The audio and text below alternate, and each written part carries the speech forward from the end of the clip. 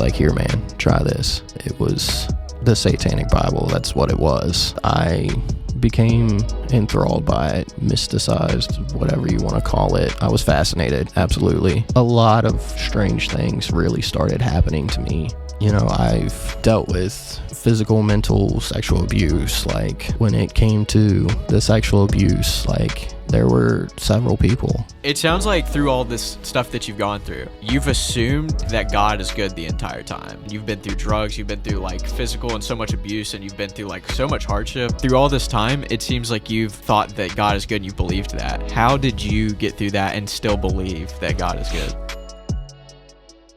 I guess we can kind of start with like, what was your home life like? What were your parents like? What were you like as a kid? You know, just starting out real young. Okay, so for me, home life, like, one of the earliest things I can remember, there were good moments, you know. I love my parents both individually, but together as a couple, they were at each other a lot. You know, one of the earliest memories is my sister. You know, we lived in a single wide trailer, so their room was on one end, our room was on the other, and you know, it was pretty much every night that my dad got home, they were getting into it, and my sister would keep me in her room, crank up her music, throw me a bag of chips and a coloring book or something, and till things kind of died down and everybody kind of reconvened together. So, I mean, it was pretty strained. Like I said, there were good moments, but they wound up getting divorced when I was about 8. And, you know, that for me was a pretty pivotal point with the whole church thing. You know, because we lived in a small town, you go to a Baptist church, and now, you know, your parents aren't together and everybody knows everybody. Everybody's got opinions. Yeah. You hear it. They don't think you do. But you hear it, you see it, the looks, the questions, you know. That, you know, it wasn't so much about the sympathy. Like, I didn't need the sympathy. I needed them to be respectful. And when you hear other people talking about your family and you're growing up, like, my mom and my aunt were Sunday school teachers. Like, my dad worked the soundboard like every weekend. Like, they were active in the church. And just to kind of hear everybody like kind of pick their own sides. Yeah. It was confusing for me. And it really pushed me away from the church for quite a while. How do you think the fighting and divorce affected you as you're growing up? It definitely put a strain on me because I was around my mom more because dad worked all the time. I mean, mom worked too, but dad would leave early and come home. You know, he was gone out of the house by 5, 6 o'clock in the morning, and he didn't get back till about 6. So he was very compassionate in some ways and stern in others. Like, until I got older, like, I wasn't even allowed to help mow the grass. Like, I couldn't do certain things. Like, he took care of it. I guess in a way he was kind of trying to let me be a kid, you know, don't worry about the responsibility, but it was me seeking the involvement and the attention for that. But like I said, having to really kind of choose sides because they still weren't amicable all the time. Yeah. You know, right. You leave on bad terms and you can't look at each other. You know, every time they get together, it was another argument. It was another fight. So yeah, it really put a lot of strain on my relationships with them. And I gravitated more towards my mother because my father just felt like he got the bad end of the deal. You know, so you don't want to hear either one talk about the other one in a bad way. Right. But, I mean, when things like that happen, people split up all the time. That's generally what happens. Yeah. How about your relationship just in general with other people after the whole thing happened at the church and everything? So I kind of latched on to some of the people in the church that I was already close to, and established with. And so I spent a lot of time with them when I could. Of course, my whole family basically lived on the same creek. Like, that's how they met. Like, Okay. So it Small didn't town. yeah. It didn't matter which one I was with. Basically, when the weekend hit, we were up there on one side of the creek or the other. Yeah. Like, seeing family. Yeah. So, I mean, that played a big role in things as well. But once they got divorced, Dad still made an effort to go to church. Mom kind of backed out of it because of everything.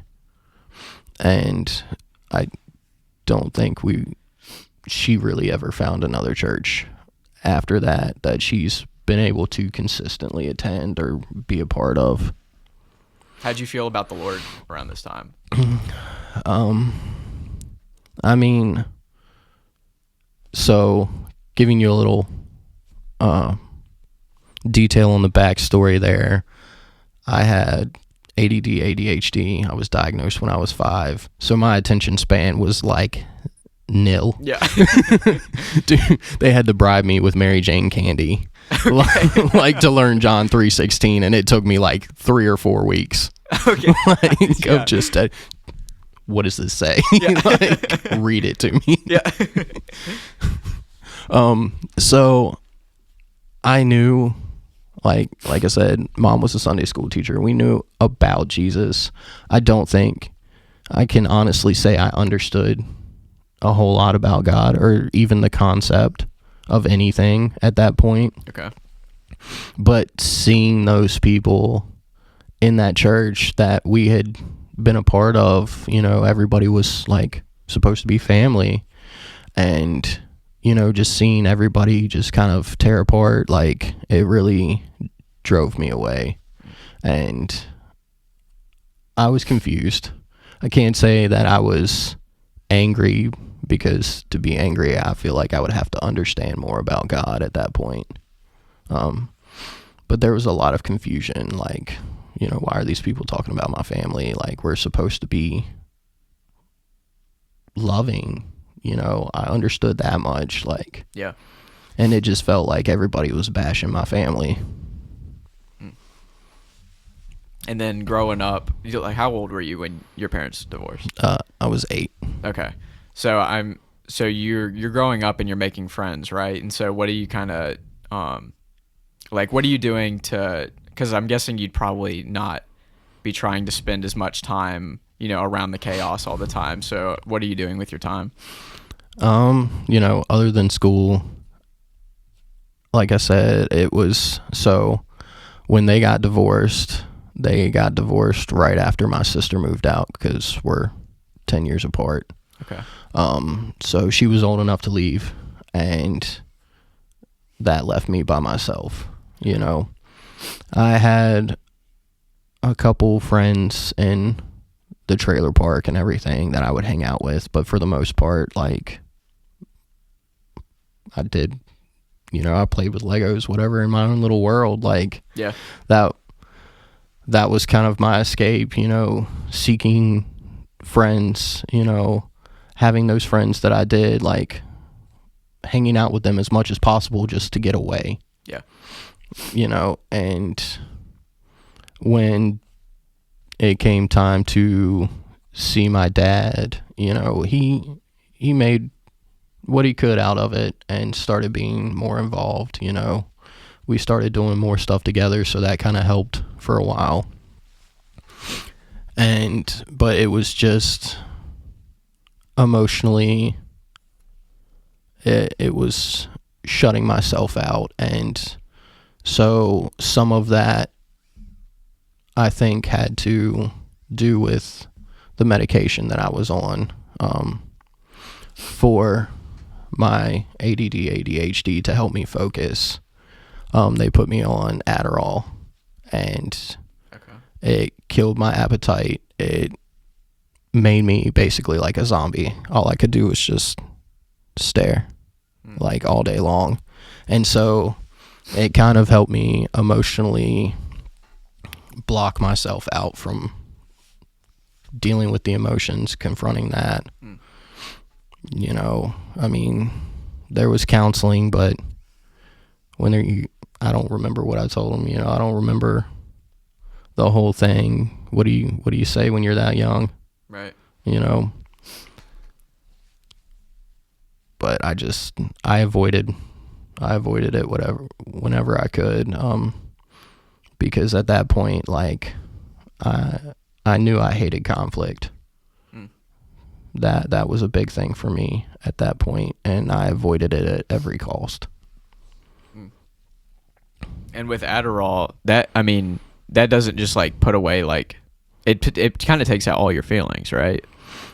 For me, it did. You know, it works for some people, but for me, it completely destroyed my appetite, and I was maybe 60 pounds at the time. Like, I was not a big kid. I was a runt.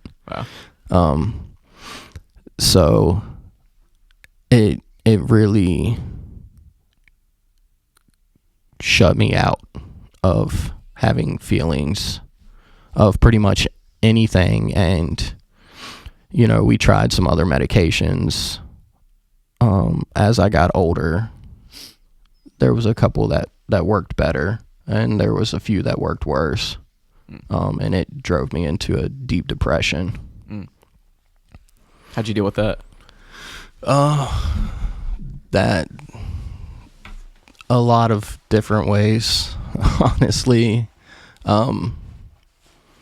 Self-harm was definitely a thought, and, you know, there were times where I acted on those feelings. What would you do? Cutting was a big thing. You know, as I got older, you know, when I'm younger, I don't know what it is. I'm just sad all the time. You know, I don't know how to feel about things.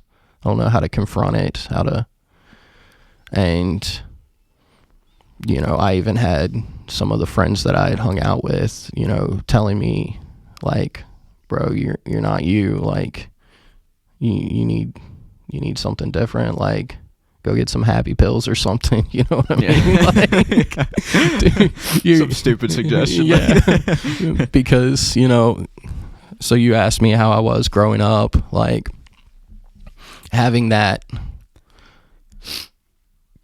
one, you know, as one of my conditions. What it does is it impacts your frontal lobe, like, and where your decision making is and things like that.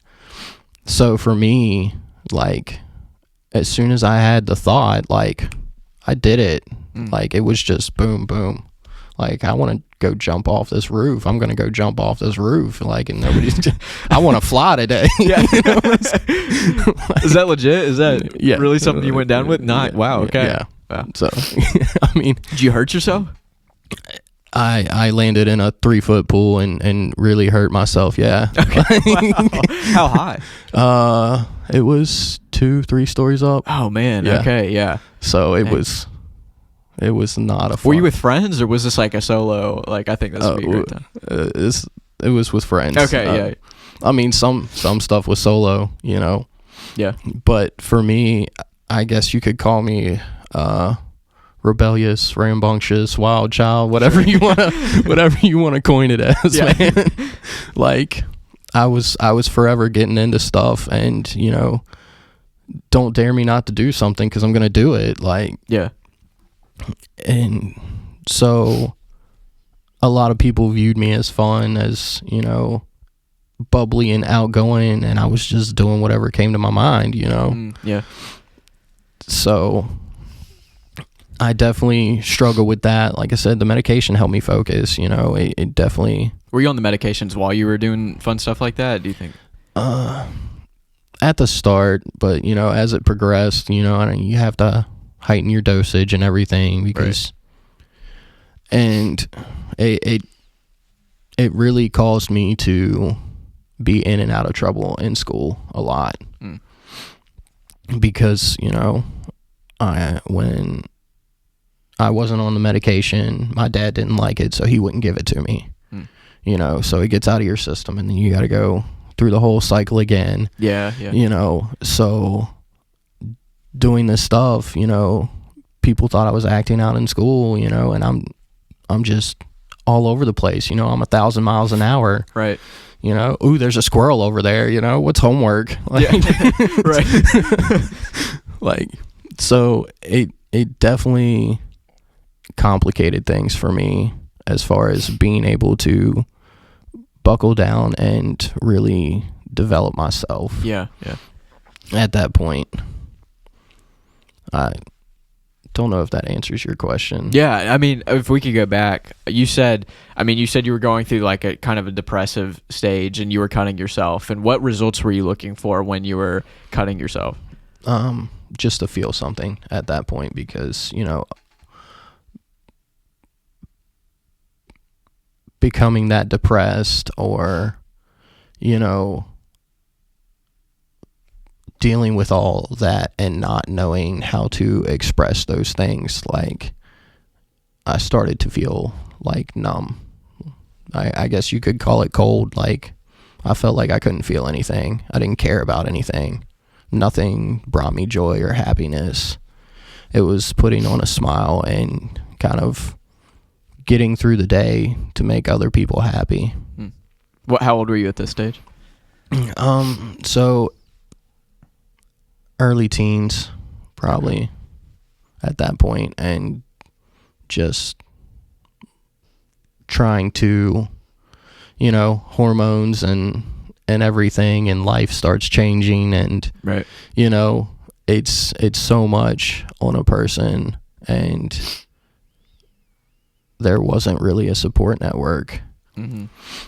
And for me, like, going to my parents, that was another reason I sought out friends and their families. Like, I felt like, honestly, I couldn't talk to them, because anytime I would talk to them, or I would go into therapy and the therapist would talk to them, it's like, oh, well, why didn't you tell me about this, and this, you know?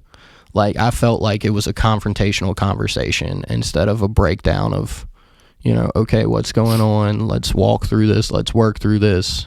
You know, yeah. What can we do to change this, to fix this, to, you know, overcome this? And so it was like, I felt like it was always an argument. I was always in trouble for just trying to say, hey, you know, I doing this, but I don't know how I feel, you know? Yeah.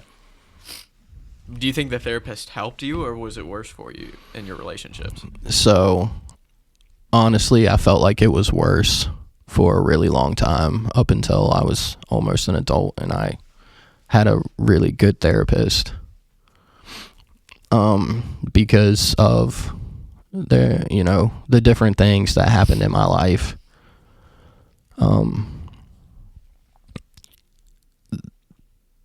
There was, you know, I've dealt with, you know, physical, mental, sexual abuse. Like, I dealt with it all in that time frame, you know, as a child, from a bunch of different people. I was bullied constantly because I wasn't a big person.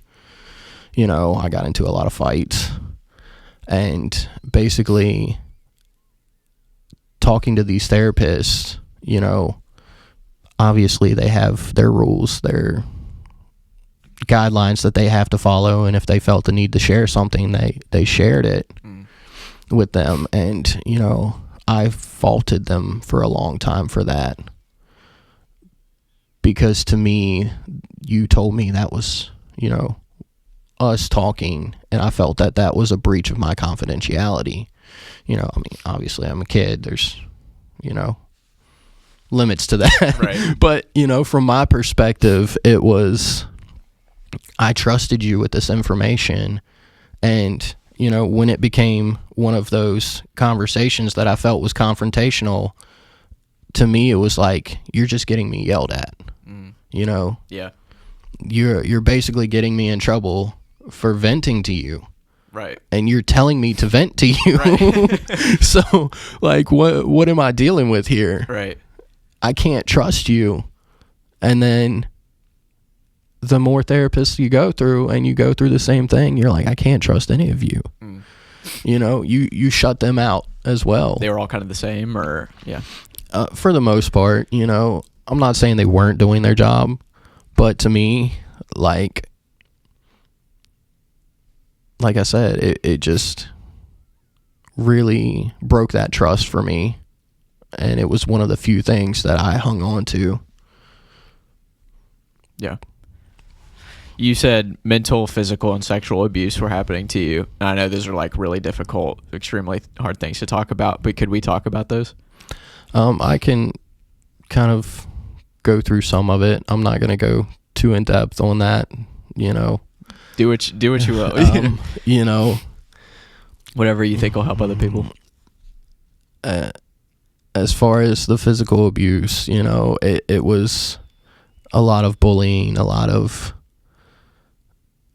being pushed around by other people that were bigger than me, you know, whether it be at school or by family. You know, and the mental abuse, pretty much the same thing. You know, it was whether at school or a lot of it was family, honestly. You know, just kind of breaking things down of, you know, you're not good enough. You're never going to be anything, you know, because you're always in trouble. You're always doing something bad, you know. And when it came to the sexual abuse, like, there were several people. Like, all of this occurred, you know, sometimes things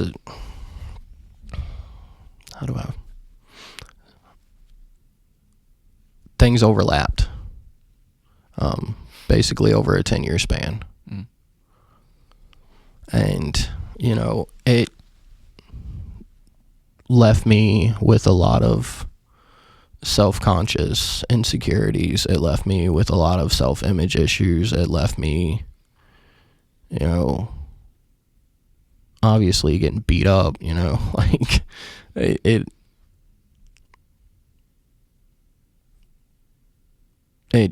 really made me feel inadequate as a person.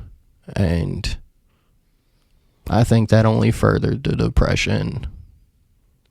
Yeah. Yeah. Well, I'm sorry, Jared. Thank you for saying that, because I know that's really hard. It's something I've been reading a lot more into, and just understanding it's a lot more prevalent than I ever thought was possible. Like, I didn't even think it was as big of it. Like, I knew, like, even minor cases are a huge deal, but the span, like the how broad that kind of abuse is really, like, pushed down under, like, not talked about. And I know it's, like, way worse than we realize, or what we talk about anyway. So yeah, thanks for sharing that. But yeah, so okay, so this is adolescence, right? Yeah. Okay.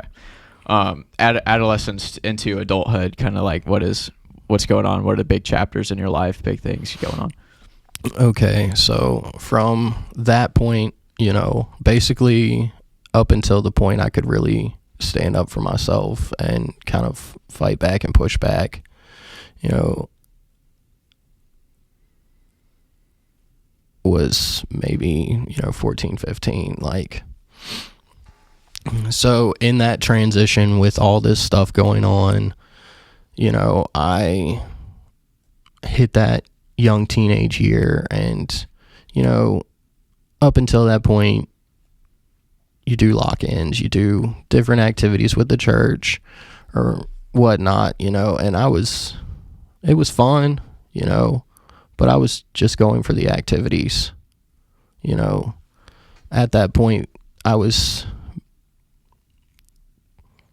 more angry at life and questioning, God, who are you? Why am I here? What is all this going on? Why is all this happening?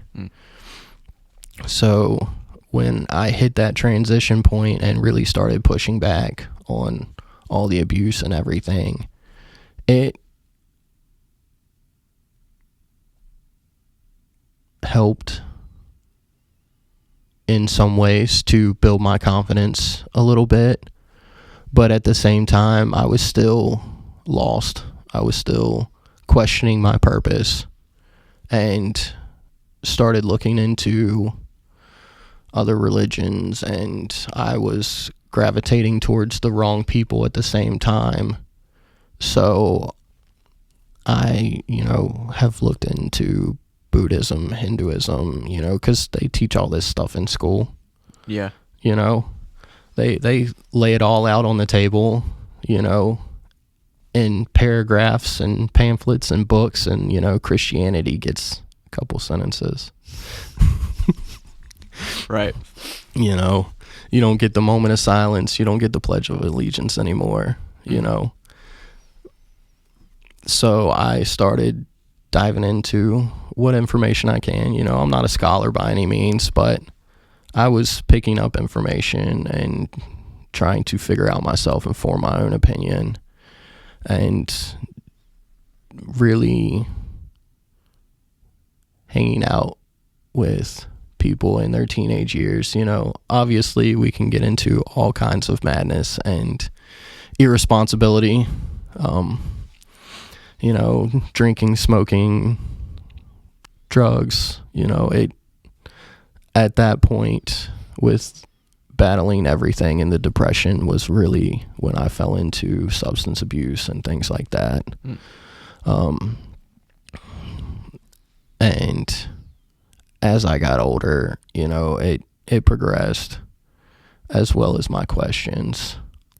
But at that specific time period of searching, I wound up getting a book from a friend. After, diving into all these different religions, he was like, "Here, man, try this." And it was, if you want to call it the Satanic Bible, that's what it was. It was written by one guy. And I latched onto it.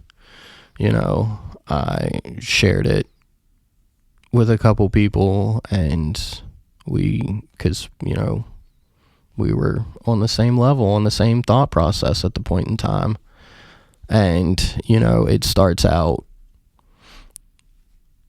kind of easing you into things and making you question things. It doesn't come right out, and say, sacrifice this goat 3 times a day, right. It doesn't start out anything like that. It's very subtle. It's very transitional on what you gravitate from and into. Like, a lot of people take an eye for an eye and a tooth for a tooth, the phrase. And it's saying, you're your own boss, you're your own judge, you don't worship anybody else, you worship you. It takes the selflessness and love out of things, and it pushes you to be selfish, and basically providing a gap even further between you and God by not only making you question things, but putting these thoughts in your head of, well, if somebody does me wrong, I do them wrong. I get back. And as you go through this deeper and deeper, it starts gravitating more towards Satan. Like, it's got Hail Satan in Latin. It talks about rituals. And so the further you go, the farther away you get. And by the end of the book, I mean, you want rituals on power, on, success, whatever. In essence, you've transitioned from whatever your walk was before to now you're worshiping Satan directly. At first it's indirect because it's a distraction. It's a deception. It's like the Garden of Eden when Satan was in the serpent and made them question what God had said in the context of what he said. So that's how that book works. Did you make it through the book? I did. And I became very enthralled by it, very mysticized, whatever you want to call it. I was fascinated, absolutely. I was all for it. And so, I participated in a lot of satanic things and Ouija boards and seances, and a lot of strange things really started happening to me. Just really intense experiences, visually, mentally, spiritually. I've talked to you about it some, and doors would close or open by themselves. Dreams of demons and everything. I remember one time it felt like there was a hand just pushing out of my chest, and I woke up, my chest was hurting, I was pouring sweat. To me it was real. As far as it was extremely vivid. It was, I felt everything at that point. I would hear whispers. I would, I feel like it was literally driving me nuts. And so around that time is when one of my friends that I had known since I was about 8, we had become really good friends. He went to a Pentecostal church and was like, his parents were involved in the church. They went pretty regularly. He's like, hey man, come to church. No, I'm good, man. And he kept badgering me, dude. Yeah. It's like the old lady and the judge, Yeah. He just kept knocking on the door. Hey man, come to church.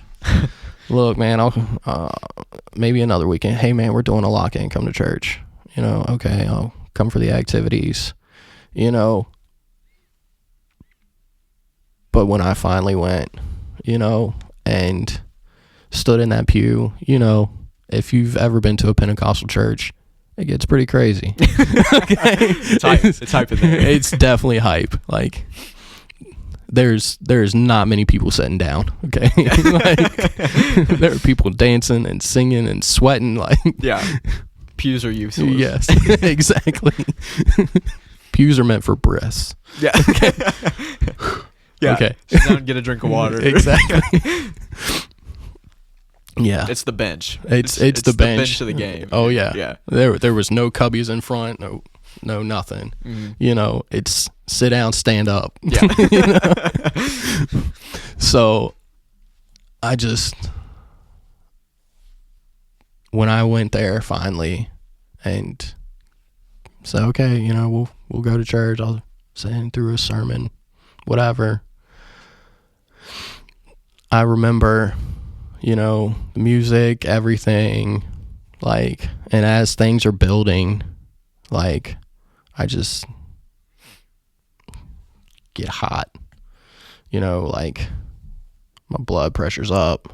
Mm-hmm. Like, it's okay. Ooh, you know, maybe I didn't eat, or I ate something wrong for breakfast. Like, I'm starting to feel a little nauseous. Like, and so when the preacher finally gets up there and starts preaching, like, I'm pouring sweat, dude. Like, I am pouring. Like, I'm like, Yeah.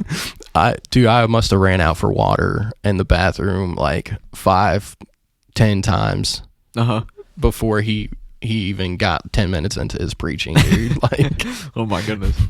and What's going on here? yeah, I'm like, dude, what's going on? And like, dude, like 10-15 minutes into that sermon, boom, lights out. Like, I drop in the pew, just gone. Dang. And I don't know how long it was. Were the people around you sweating? Or is this just you? Like, It's just me. Okay. Like, I'm looking around at people and everybody's like, you know, like, Yeah. they're all into everything. Yeah. You know, and I'm just like, Yeah. I mean, Pentecostals, you need a certain level of cardio Yeah. at some point. like, what is going on here? Am I out of shape, or like, this is crazy? Yeah. Like, and dude, I just dropped like out like a light, dude. I don't know what it, and I don't know how long it was. I got back up and I'm like, and everybody else is just doing them like nothing ever happened. Just chilling. Like, just chilling. Like, They probably thought the spirit got you. yeah, like, psh, this is normal. What are you talking about? This is every Sunday. Yeah. Yeah. And, you know, it's, when that happened, it was like a whole weight just lifted off me. Like, everything that I had been carrying was just gone. Everything that I, you know, like I said, I did rituals and things like that. And,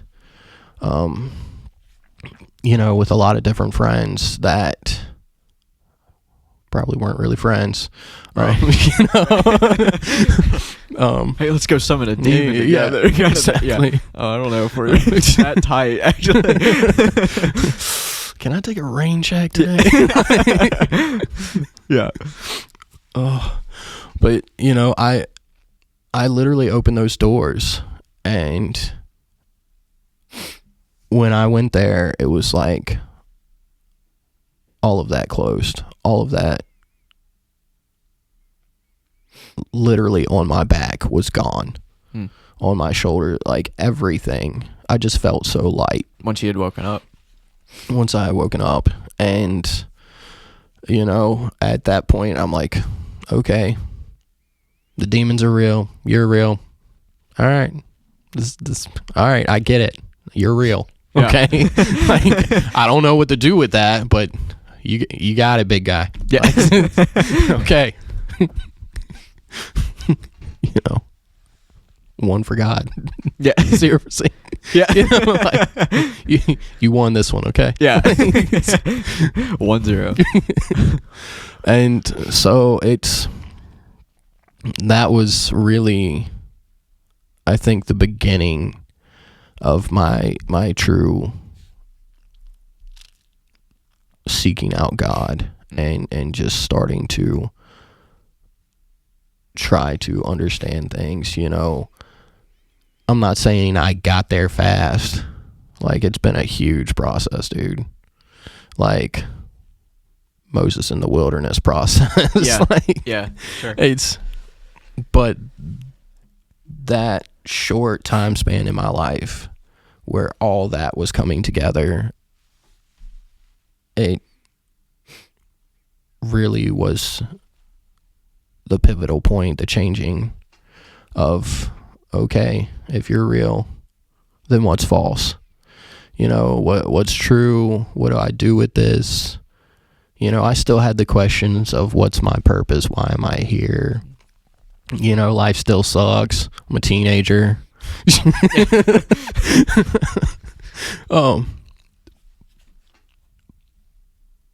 But I started to seek more understanding and try to learn.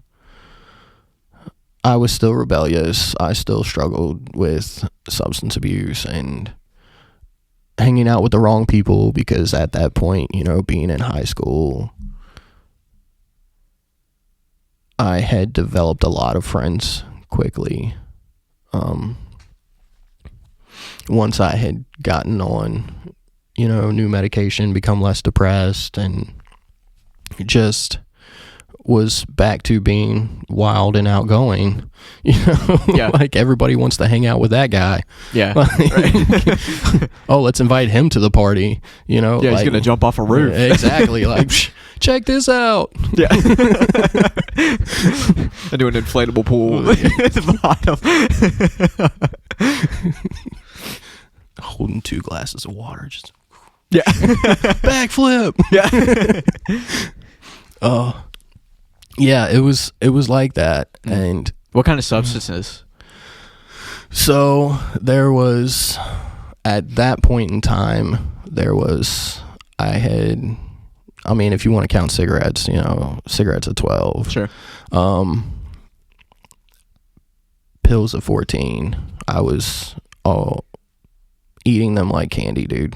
Like, run through a script in like 3 days. Yeah. Like, it was awful, and it was just to take that pain away. You know, as I got a little older, I backed off the pills some and started smoking weed. You know, we're in high school. Everybody's cool. Everybody's smoking weed. Yeah. It was, and Was the weed was it better than the pills for what you were trying to accomplish? for what I was trying to accomplish, I'm not going to say it was better, because it made me hungry and sleepy and lazy. But it had a different feeling, and it lasted longer for me. It was cheaper and easier to get, so effectively I would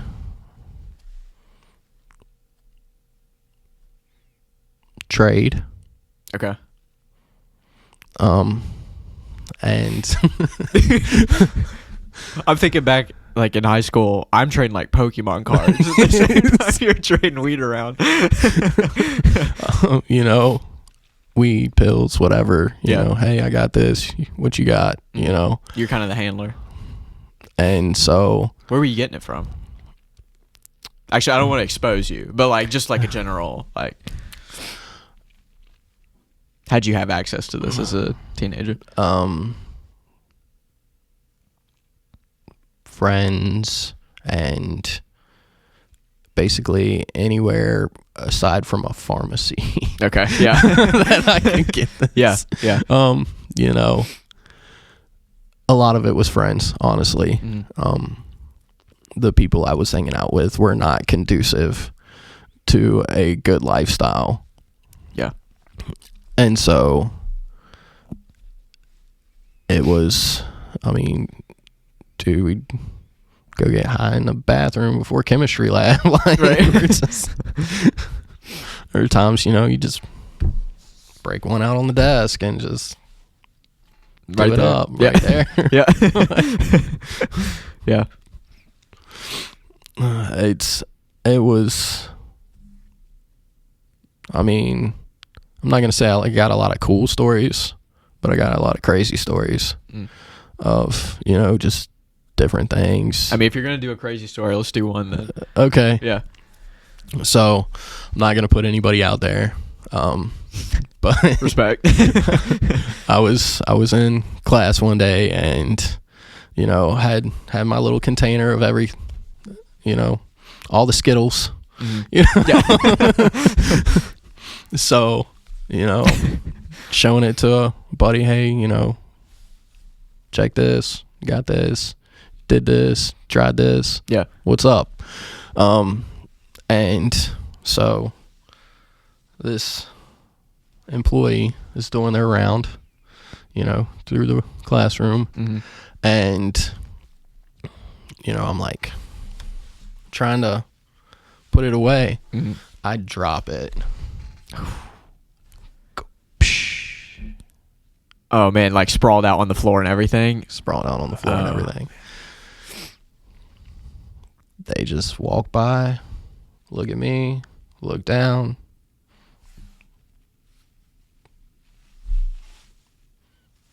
Hand it back to you? Just pick it up, hand it back to me.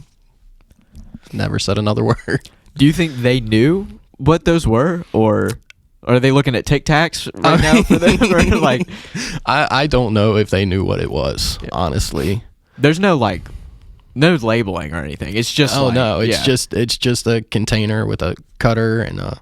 Like, did you have it in like a Skittles box or like? No, like this was a pill cutter box. Okay. Like, it actually had the pill cutter made into it. Oh, like, gotcha. This is a legit medication thing. Okay. And it was a variety of medication. Okay, yeah, sure. And it just went, psh, and they were just like, I was like,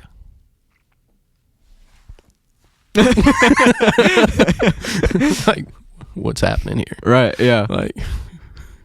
And never said anything, never had an issue. Wow. That's crazy. Yeah.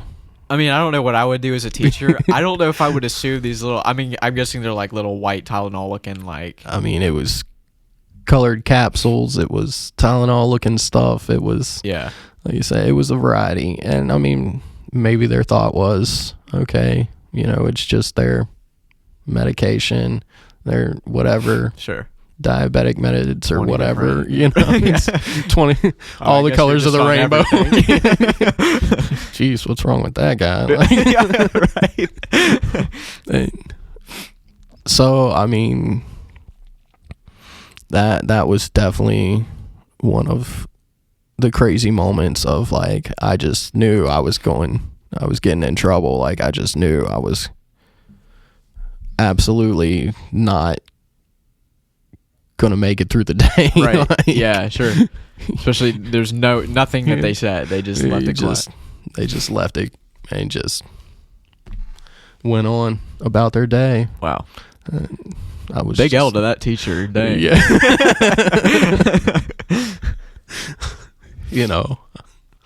I don't know. It's it's been a long time, almost 20 years, so I don't think they're still employed there anymore. Right. I'm sure. Yeah. But it was definitely a horrifying moment. Oh yeah. For me. Yeah. And like, just the shock of, here you go. Yeah. The nonchalant. Right. Yeah. Do you know what you're holding? Yeah. Do you know what you're holding? Yeah. Is this something you're going to ask me to stay back after class for? Yeah. Yeah. You're like trying to read their face. Yeah. Yeah. It's like, what type of time are we on right now? Yeah. That's insane, man. That's unbelievable. I don't know what they were thinking then, but that's crazy. So we're in adulthood now. That's where we're at, right? So what's going on? I guess, is this like 25, around mid 20s that we're going into? So let's scale back a little bit. I basically moved out when I was 18. Okay. How'd you do that? Met a chick. Okay. That's about how it went. There we go. Yeah. I had flunked out of college. Okay. I was like, all right, I don't want to be home. I'm not living with my folks anymore, because they'd fight all the time too. So it was one of those, this chick likes me, she's got a good job, I got a decent job, okay, let's move in. And I'm not saying the relationship was bad, but that person allowed other people to be around because they were trying to, be a good person and help other people who, were struggling in life and things like that. And, these were people that were strung out all the time, that were supposed to be close family, you could say. So that really brought like the pills back, and running around with a lot of not so savory people. Sure. Yeah. All hours of the day and night. Yeah. Basically going back to handling. And so transitioning from that, I wound up diving into more things. I've done pretty much everything that has a name on it. Cocaine for 3 years. I've done heroin and meth. I've done LSD. Like, it just got progressively worse. I've done it pretty much any way that you can possibly do it. Eat it, snort it, shoot it, whatever. Yeah. And I've watched it destroy a ton of people's lives and take everything from them. Some people even their life. I've got friends that are dead because they OD'd or they got in a car wreck, or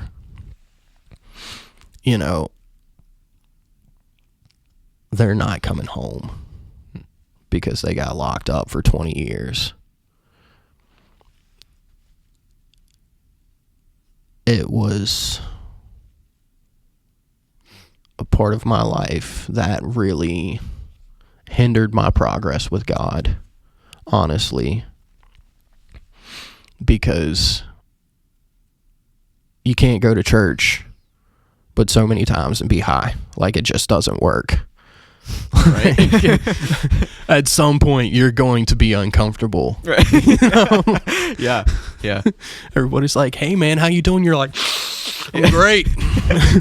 You can only blend in with the Pentecostals for so long. Exactly. Yeah. And I mean, it's not just Pentecostals, it's other places too. Are you jumping around churches at this point? So I did some. I tried to stick with the Pentecostal as much as I could. Just because it was a pretty big place, and it really, but between supporting a bunch of people and doing a bunch of not so savory things, like, church became an afterthought, Yeah. So like I said, the drugs really hindered my progress with God, really hindered me being able to develop a deeper understanding and a deeper relationship, because I was using those things to fill the hole, to fill the void, and distracting myself from the other problems of, finances, looking over my shoulder for running around and not doing great things, Yeah. Like,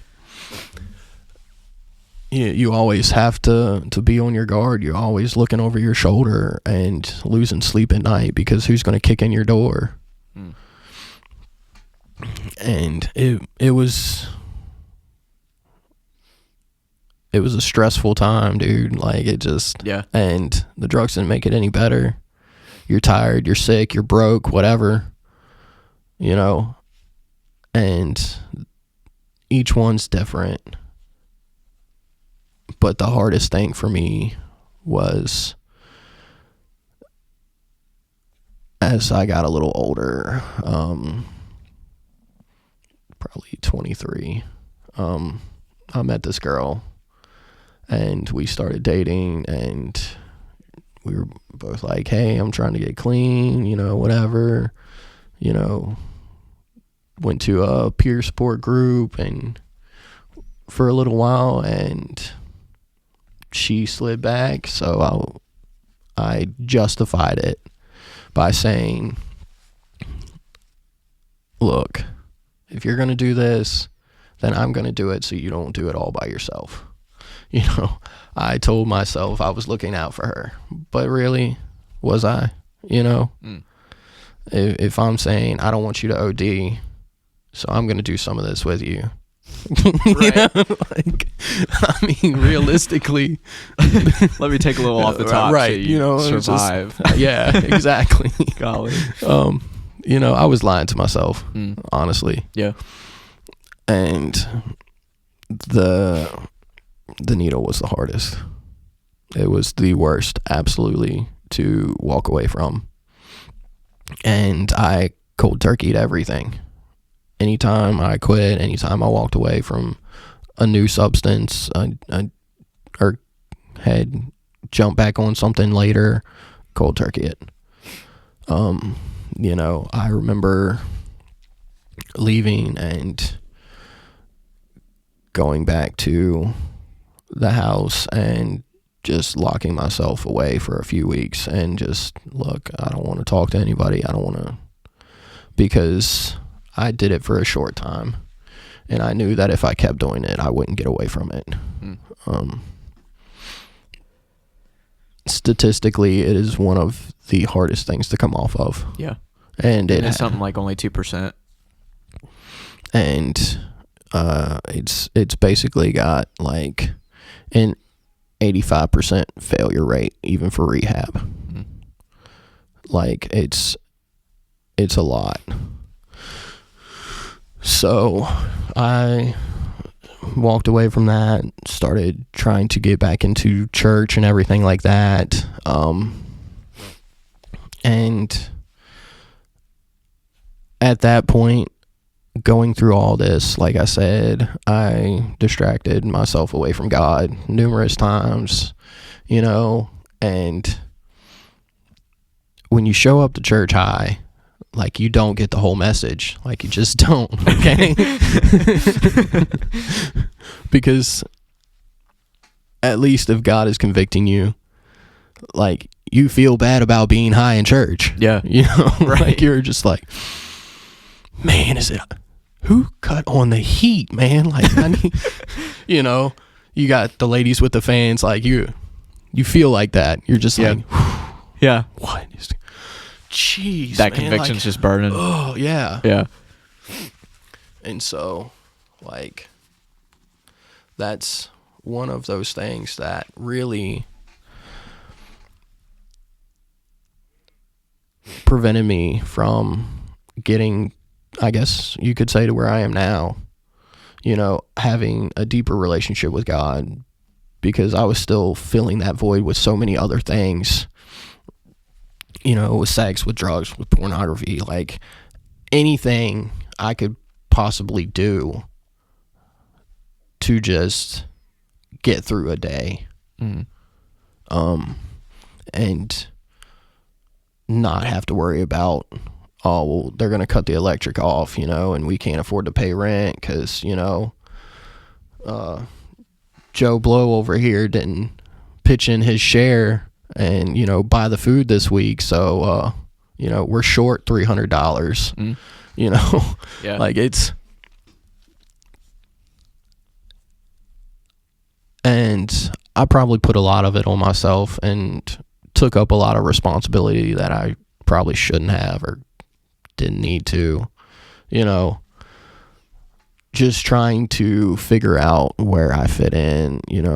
I wanted a family, I wanted to belong, I wanted to, have that life, Yeah. and you see so many things in media and everywhere that are just talking about, fancy cars, fancy this, fancy that, living these kind of on a mainstream level this lifestyle that, you know, at least here in America, like, if you're going to be successful, this is what success looks like. This is what living the life is. It's all the frills and bells and whistles, and, you know, but you don't see all these famous people that are in debt, that are losing their houses, or, right. you know, getting locked up for tax evasion. You know? Like, can you believe Bruno Mars is 50 million in debt? What? Yeah. I did not even know that, It's dude. insane, dude. Yeah. And, you know, it's even things like that. Like, how do you reach that level when you have that kind of resource? You know, where could you possibly blow $50 million? You know? Right. Like, you just roll the dice at the casino, or you just hit the wrong button at the stock market, and you're just like, oh no. Yeah. Whoops. Like, it's, you know, growing up, I tell people we were po. Like, we couldn't even afford the other two letters. Like, you know, as I became a young teenager, I started working and getting my own school clothes to help my family out and everything. Like,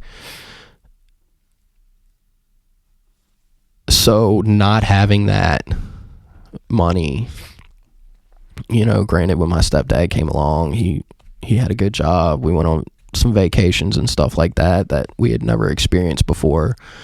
But even then, you know, we were never rich.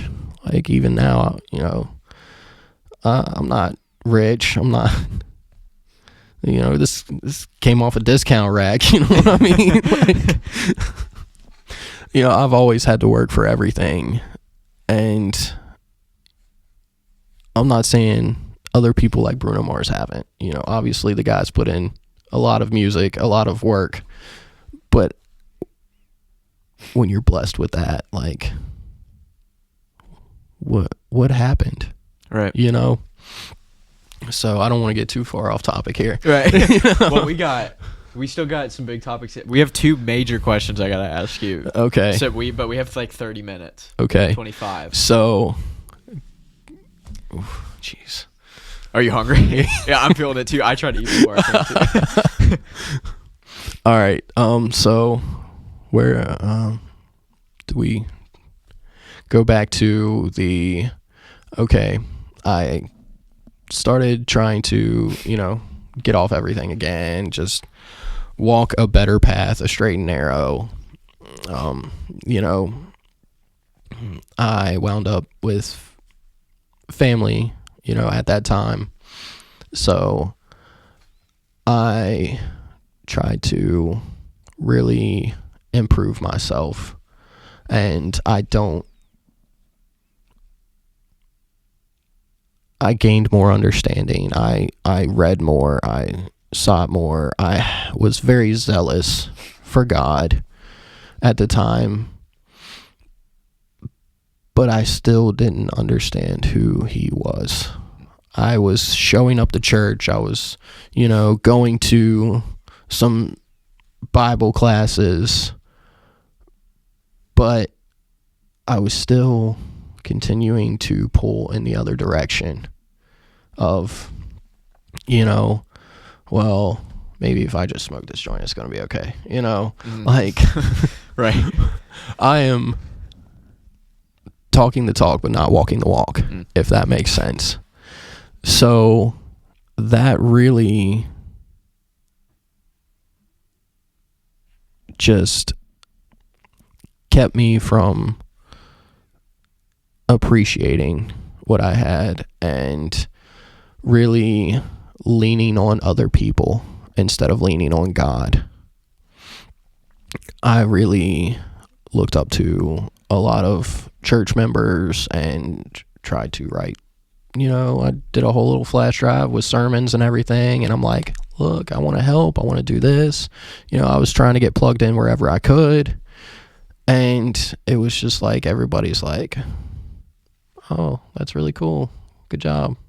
Like, you know, I'm looking for guidance, I'm looking for direction, I am looking for anything that they could give me to,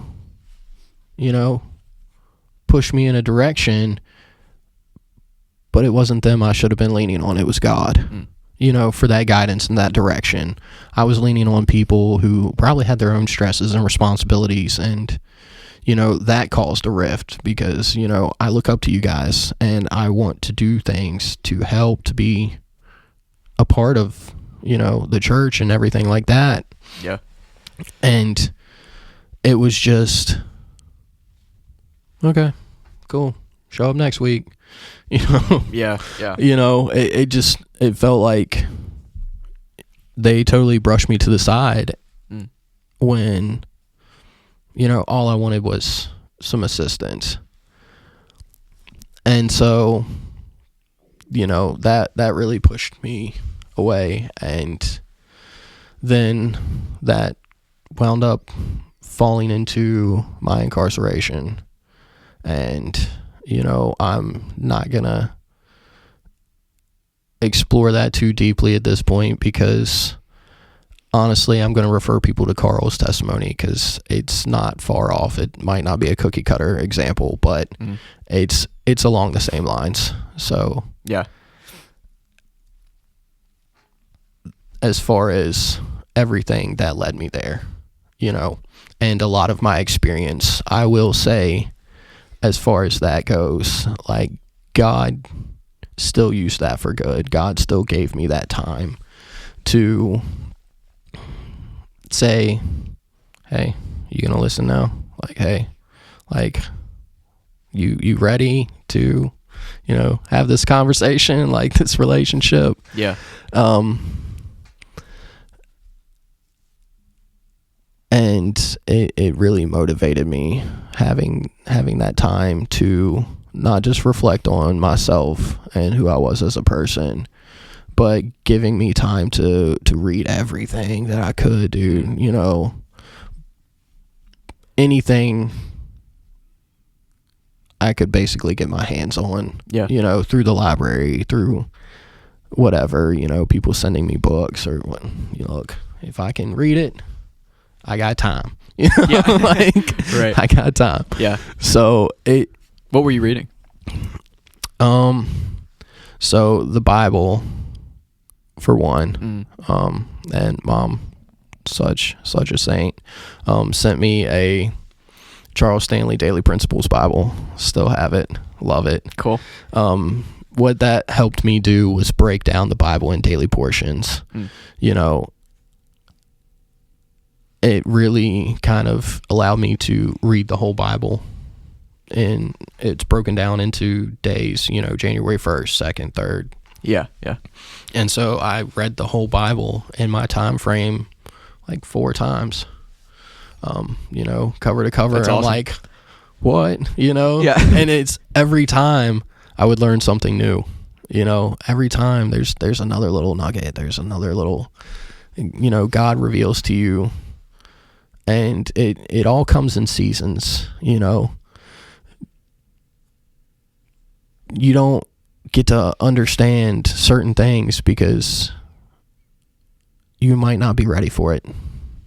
You might not be spiritually mature enough to have the information from, let's say, the Gospel of Mark. For example, you read that passage and you get something out of it one day. Well, you read it 3 months, a year later, and now you're picking up something else. Yeah, absolutely. Because you've grown in that maturity, and there might be a reason that God's showing it to you. So I definitely spent a lot of time reading, studying. Angels by David Jeremiah, Risen, the book, based on the movie. And oh, cool. So basically, like, stuff like that, and granted, I read other books, I'm a big sci-fi fantasy nerd, so yeah. But it was really allowing me to get to know God. I did mail-in Bible studies. Like, we had a prayer session like every night, like for a while. That's until awesome. we got transferred, and just having a few people to work on Bible studies with and kind of network with, and even with all the craziness during all the sickness and lockdowns and COVIDs, and like God still made a way. And so when I got to prison, God really opened up doors, and I mean, I didn't get to go to church till pretty much a year before I came home. Okay. But that said, like, it was having Bible studies in the pod. It was, and sometimes it was me leading them, and I'm like, sure about this? You want this guy? No. That's him, right? No. Okay. Yeah. God really put me in places that were out of my depth to grow me, but at the same time, he equipped me to be able to do that. Like I said, there were times I was sitting in on the Bible studies and, learning from other people. And then there was times where they were like, oh, hey, I got this thing to do. I need you to lead the Bible study this week. What? Yeah. It's in 10 minutes. Yeah. Yeah. You literally just told me, like, it's now. Yeah. I'm not ready for this. And can I ask you a question? Yeah. I'm just digging, like, I'm just saying this from assumptions, but it sounds like through all this stuff that you've gone through, like, you've assumed that God is good the entire time. Like, I think a lot of people in your situation, you've been through drugs, you've been through like physical and so much abuse, and you've been through like so much hardship and things, and like through all this time, it seems like you've thought that God is good and you've believed that. And a lot of people would be like, I've been through all this stuff. How can God be good if he's let me do all this? Like, how did you get through that and still believe that God is good? And am I right in assuming that you believe God is good? Absolutely. Okay, I do. gotta put that down all first. the time. Yeah. God is definitely good all the time. That's a great question. And honestly, there were times where I had questions like, God, like, you're supposed to be this, and how are you, allowing this to happen? The questions so many people have,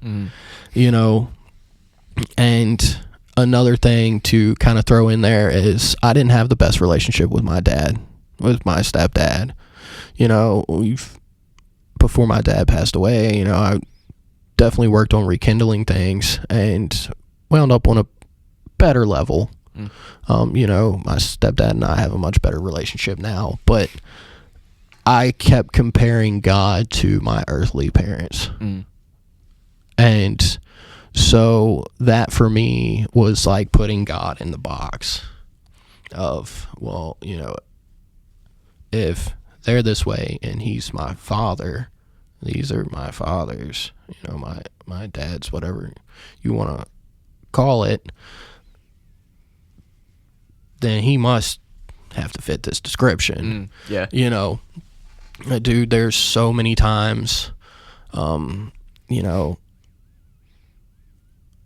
that I should have died. I should have not made it out of a situation, not made it to where I am today, even being alive.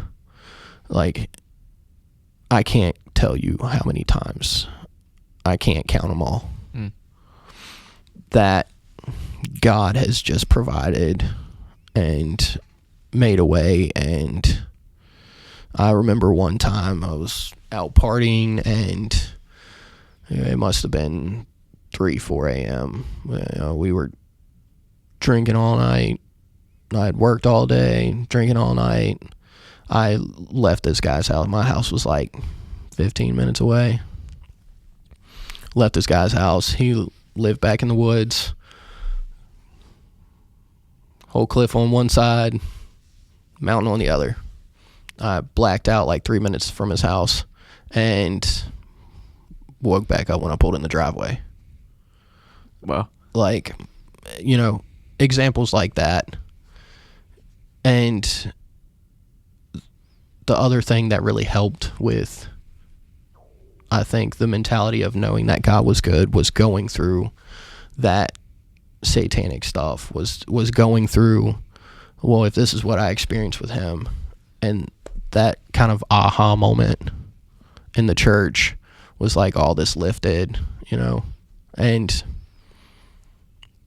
growing up with a church background, where my parents are, God was always good, Jesus, all the little songs, right? Yeah. So I think there was a base that was established at an early age, whether I consciously recognized it or not. But through all these things in my life, I have seen God's goodness time and time again, financially, emotionally, physically, and spiritually. Like he has always come through. He's given me favor in things that maybe weren't necessarily in his will. Hey, Lord, I really want this job, here you go. I'm not saying that I got everything I ever asked for. I'm not saying that. Okay. You get a car and you get a car. Yeah. It's not like that. Yeah. Okay? It's not prosperity. Now, I'm not saying God hasn't prospered me, but I didn't get everything I wanted. But God has always provided for me, even when I didn't think it was the way I wanted. It was so much better. God is good, dude. Like there's no other way to say it. Yeah. That's all. God is good. That's all. God is good. Okay. Do you feel like you've said your testimony? Like, do you feel like you've completed it? Because I have one. I have the one big question, but I don't want to ask that before you feel like okay. you've gotten everything you want to say. Let me just kind of say this out. To kind of wrap everything up, I have dealt with, as in this testimony, so many different things. Depression, anxiety, self-harm, abuse of a variety. Yeah. This testimony isn't for my sympathy. It's not for me. It's for God, and it's to give everybody hope and encouragement that regardless of what you've been through, that God is there. God can pave the way, and God is waiting for you to answer. I'll kind of finish that up by saying I don't believe in relativism. I know that's a whole big concept right now in one world religion, and everybody's truth is truth, but if you look at the definition of a fact and of truth, then there has to be a baseline, because in order for something to be true, something has to be false. In order for something to be a fact, there has to be a fiction, a way to prove that this is a fact. And, going off the baseline of studying different religions and things, like, if you look at, let's take the Bible in the context of God's word is infallible, he's omnipotent, he's omnipresent, he's omnipowerful. Okay, on that baseline, if we go off that, then the Bible is accurate. Okay. If we don't go off that baseline, and I encourage everybody who has questions to educate yourself, I would suggest praying over it first, before you just dive into anything, because it's not always safe. But educate yourself on things. Ask those big questions, because God will answer. God can open those doors. And just going off of research the Bible, if you whether you believe it or not already, challenge yourself, research it. There's historical, genealogical, archaeological, science, like scientific evidence of things in the Bible that the Bible says are accurate. And whether you believe that in God or that God is infallible, that, you know, challenge these things, look at these things, and you'll see what truth is. Yeah, absolutely. I mean, Paul, I'm paraphrasing, I don't know the exact wording, but I know Paul says something in one of his letters about how we'll have no excuse when we get to heaven. Nobody will be able to have an excuse. Right. Just be it by creation and the things around you in your life. Like, you will not be able to have an excuse that of like denying Christ as God, you know? Right. And that's a pretty big deal. But I mean, look at creation. I mean, just look around. I mean, you look at space. I mean, the tiny cell, like just science in itself, studying that, like we've used it as a mode to like try to get rid of religion and try to enlighten ourselves. But I think it's just hindered us, because I don't know how you can look at a cell with so many different things inside of it, and it makes up all of us here. And it's just like, I mean, how is that an accident? I mean, that's crazy. I mean, yeah, just looking at that, I don't know how I'm sure there's ways you can trick yourself out of believing it. Right. But, I mean, if you scope out of science and you look at all these other things and you look at like, why is there a morality above us that we believe? Like, if I take something from you and you say, hey, that's not fair, what are you appealing to? I mean, right. There's so many different things you can look at, and it all comes together. And I mean, how can you deny that there's not something up there, you know? Absolutely. And I don't think it takes much time after that to find the truth, because he says open the door and knock and it'll be open to you, and I think you'll find the truth, and I believe it's Yahweh. I believe Jesus Christ is God. So absolutely, I mean, we both come to that conclusion, and it's awesome to hear your story. And I got to ask you this question. Yeah. We got like 5 minutes. But Jared, I've asked you this before, bro, but we always end it with this. But don't sweat it. You got a practice round. You were cheating. What's your purpose, Jared? No. Just run. Gone. You know, at this point, dude, God has opened so many more doors. Like, I am extremely busy. Helping put together a spiritual warfare class right now. Super stoked about. That's epic. It's definitely epic. But it's obviously, the first time I told you, it's to encourage people. I think is definitely one of my gifts, one of my purposes. And I love sharing hope. I love helping people see that things are possible, you know, through God. Like I said, it's been so many doors, dude. Like, it's ridiculous. Yeah. I really have started to gravitate, you know, obviously one of our main purposes is to serve, you know, to serve God, to serve people. And I feel like that's a big part of where I'm at right now. You know, getting plugged into Kairos, I know I didn't get to talk much about them, but those guys are great. They've helped me so significantly. They've had a huge impact on me while I was away, and since I've been home, they're a huge part of my ministry and like just what I'm growing towards. You know, great support network, and I'm getting more plugged in with them. So hopefully that'll be some exciting adventures. That's awesome. Yeah. Oh yeah, for sure. You know, just continuing to love people, because that's a tough thing for me some days. Yeah. In all honesty, I'm not a huge people person. But you know, realistically, it's like Carl said the first time, like just trying to say yes, Lord, you know. Yeah.